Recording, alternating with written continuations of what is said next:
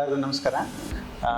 Myself doctor Jayakumar, cardiologist, CV hospital Mysuru. ಇವತ್ತು ನಾನು ಏನು ಹೇಳೋಕ್ಕೆ ಇಷ್ಟಪಡ್ತೀನಿ ಅಂದರೆ, prevention is always better than cure. ಅಂದರೆ ಕಾಯಿಲೆನ ತಡೆಗಟ್ಟುವಿಕೆನೇ ಇಂಪಾರ್ಟೆಂಟ್. ಕಾಯಿಲೆ ಬಂದಾದ್ಮೇಲೆ ಎಚ್ಚೆತ್ತುಕೊಳ್ಳೋ ಬದಲು ಕಾಯಿಲೆನ ಬರದೇ ಇರೋದನ್ನೇ ತಡೆಯೋದು ತುಂಬ ಇಂಪಾರ್ಟೆಂಟ್.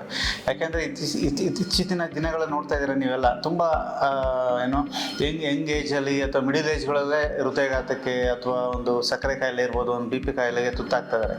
ಯಾಕೆ ಈ ಥರ ಆಗ್ತಾ ಇದ್ದಾರೆ ಅಂದರೆ, ಅದು ಬೇಸಿಕಲಿ ನಮ್ಮ ಜೀವನ ಶೈಲಿ ಏನಿದೆ, ಲೈಫ್ ಸ್ಟೈಲ್ ಏನಿದೆ, ಅನ್ಹೆಲ್ತಿ ಲೈಫ್ ಸ್ಟೈಲ್ ಹೋಗ್ಬಿಟ್ಟಿದೆ. ಸೊ ಕೆಲವು ಎಸ್ಗಳನ್ನ ಅವಾಯ್ಡ್ ಮಾಡಿ ಅಂತ ಹೇಳ್ತೀವಿ. ಎಸ್ಗಳು ಅಂದರೆ ಯಾವುದದು? ಒಂದು ಶುಗರ್, ಒಂದು ಸಾಲ್ಟ್, ಒಂದು ಸ್ಪಿರಿಟ್, ಒಂದು ಸ್ಮೋಕಿಂಗು, ಒಂದು ಸೆಡೆಂಟರಿ ಲೈಫ್ ಸ್ಟೈಲ್, ಮತ್ತು ತುಂಬ ಇಂಪಾರ್ಟೆಂಟ್ ಈಗಿನ ಜನ್ರೇಷನ್ ಅಂದರೆ ಸ್ಟ್ರೆಸ್. ಐ ಥಿಂಕ್ ನಮ್ಮ ಪೂರ್ವಜರ ಕಾಲದಲ್ಲಿ ಸ್ಟ್ರೆಸ್ಸು ಬೇರೆ ರೀತಿ ಇತ್ತು ಅನಿಸುತ್ತೆ. ಬಟ್ ಈಗಿನ what ever Young age and middle age ಆಗಿ ಗೋಯಿಂಗ್ ಥ್ರೂ ಅಲ್ಲ, ತುಂಬ ಸ್ಟ್ರೆಸ್ಫುಲ್ ಲೈಫಲ್ಲಿದೆ. ಸೊ ಈ ಎಸ್ಗಳನ್ನ ಆದಷ್ಟು ಅವಾಯ್ಡ್ ಮಾಡಬೇಕು ಅಥವಾ ಕಮ್ಮಿ ಮಾಡಬೇಕು.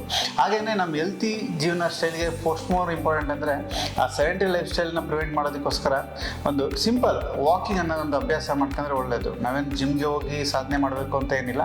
Simple walking, even for 45 minutes 60 minutes walking ಮಾಡಿದ್ರು ಸಹ ತುಂಬ ಹೆಲ್ತ್ ಪಾಸಿಟಿವ್ ಆಗಿ ಇಂಪ್ರೂವ್ಮೆಂಟ್ ಆಗುತ್ತೆ. ಯಾವ ರೀತಿ ಅಂದರೆ, ಆ ಹೃದಯ ತನಗೆ ಹೇಳುತ್ತೆ, ನೀವು ನಡೆದಷ್ಟು ನಾನು ನಿಮಗೋಸ್ಕರ ಬಡಿತಾ ಇರ್ತೀನಿ ಅಂತ. ಸೊ ಆ ರೀತಿಯಲ್ಲಿ ವಾಕಿಂಗ್ ತುಂಬ ಇಂಪಾರ್ಟೆಂಟು. ಪ್ರಿವೆನ್ಷನ್ ನಾನು ಹೇಳಿದ್ನಲ್ಲ, ಯಾವ ಎಸ್ಗಳನ್ನ ಹೇಳಿದ್ರೆ ಆದಷ್ಟು ಪ್ರಿವೆಂಟ್ ಮಾಡೋದು ಒಳ್ಳೆಯದು.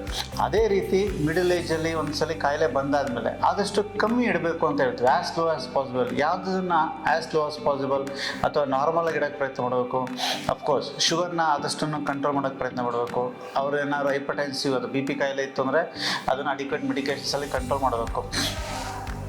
ಇದನ್ನೆಲ್ಲ ಕೊಲೆಸ್ಟ್ರಾಲ್ನ ಆದಷ್ಟು ಚೆಕ್ ಚೆಕ್ ಮಾಡಿಸ್ಬೇಕು.